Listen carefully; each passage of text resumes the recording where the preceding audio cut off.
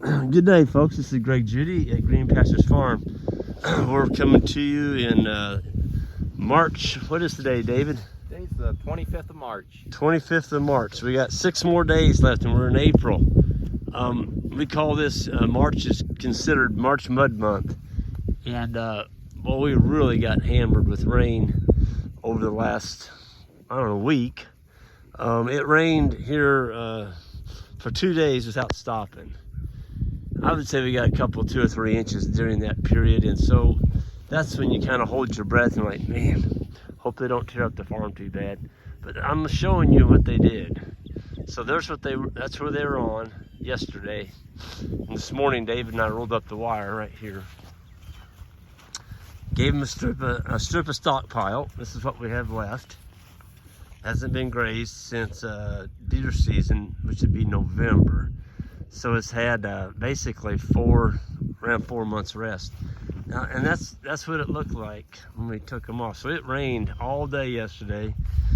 We had about 270 head in here.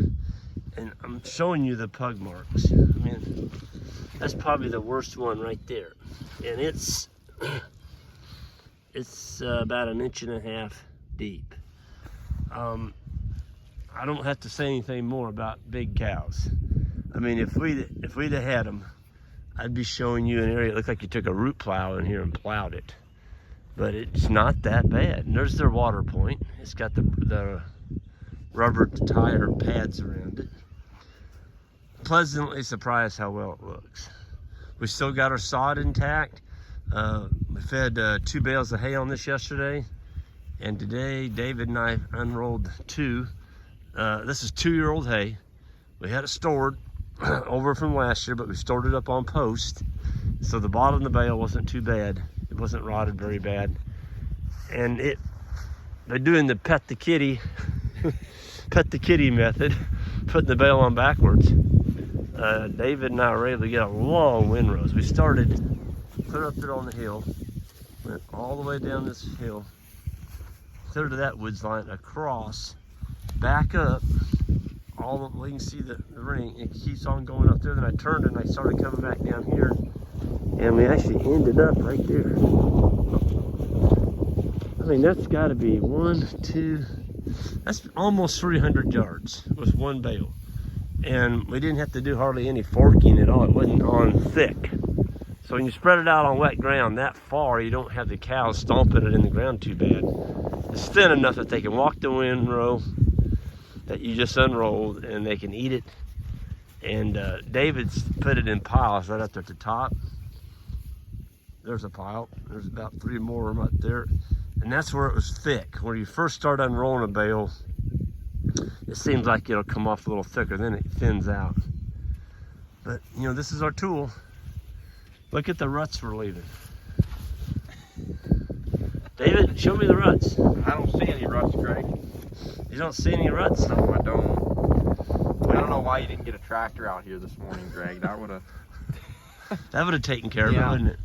We wouldn't have to look for ruts. Yeah, we went by a neighboring farmer and we saw those pastures didn't have any ruts because the soil was so hard and compact. But he drove on a road next to the forest. Man, his ruts. Oh yeah. I mean, it must have sunk him a few inches in the ground just driving through a big old 125 horse tractor, Greg. Yeah, it's 150 horse. It's a big one. Yeah. It'll go. I mean, it'll go 4-wheel drive. I mean, it'll go anywhere you want to go. But when you're compressing your soil like that, and you're in the grass growing business, that's not the way to stay on the farm. And talking about staying on the farm, folks, I just want to cover something here. David and I fed 270 head this morning. We don't have them in a barn. We don't have a lounging shed, you know, to keep them in, to feed them in. We didn't have to build that. And that's some of the things that I wanted to talk about a little bit this morning was your input cost. When you start building all this infrastructure for livestock, it's a sad story. There was a young couple that basically lost their farm, and other people came in to buy what was left of it. They were forced off the farm because the investors ran out of money and said, you know, we're jumping ship. And so they had to sell the farm, sell all the equipment, everything. But you start looking around what they were doing there, and I mean, there were so many red flags. I'm like, oh, no, don't do that. Nope, don't do that. And, you know, I felt bad for the couple, but everything they did was first rate. I mean, they built this beautiful, beautiful barn. It had the loungings on each end. It had a big old storage area in the middle for hay, and there was a scale of rule there that was really going against them. Though they built that thing, all brand new lumber, all brand new metal. I mean, it was beautiful. And I would guess that barn probably costs $50,000 to $60,000. Well, they had 8 cows. 8 cows. Folks, you can't be building a $50,000, $60,000 building and put 8 cows in it. First of all, the cows shouldn't have ever been in there. They should have been out here like this. Those cows didn't ask them to build that $60,000 barn. And so, bad as it was, I mean, they were really, really depressed. And I can see why. They put their work into a place and it just didn't work out. But you can't build the best of everything starting out. You shouldn't. And the cows don't need it. You may think they need a barn because you've watched a lot of westerns and, you know, these farm shows. Well, you got to have a barn. You got to have a barn. If you're a farmer, you got to have a barn. No, you do not. The animals don't require a barn. So that's on you. When you build a barn, you just put yourself in a hole, and now you're asking these cows to make the payment on that barn. They didn't ask you to build it. You built it. So don't be putting up all this infrastructure, especially when you're starting out. You don't have a lot of capital. The money that was spent on that barn, they could have bought, my gosh, they could have bought a cow herd. Those cow herds would start dropping baby calves, and they would be knocking them dead. I mean, they'd be really doing well, but they just didn't have the cash flow because they didn't have enough animals to service the debt. So I'm not a big debt person. I don't want to go into debt. And if you do go into debt, make sure you got some kind of cash flow to make that interest payment. And it's got to come from the cows, unless you're going to work in town. And that's another thing. I'm going to cover that. There's nothing wrong with holding a town job until you can get on your feet, and then your farm can support you. It's a pretty tough way to go to ask a farm to make your payment right off the very start when you don't have any money. So you're gonna go into debt. You're gonna borrow some money, and you're gonna have a pretty good sized interest payment, and you're asking that cow herd to make that payment.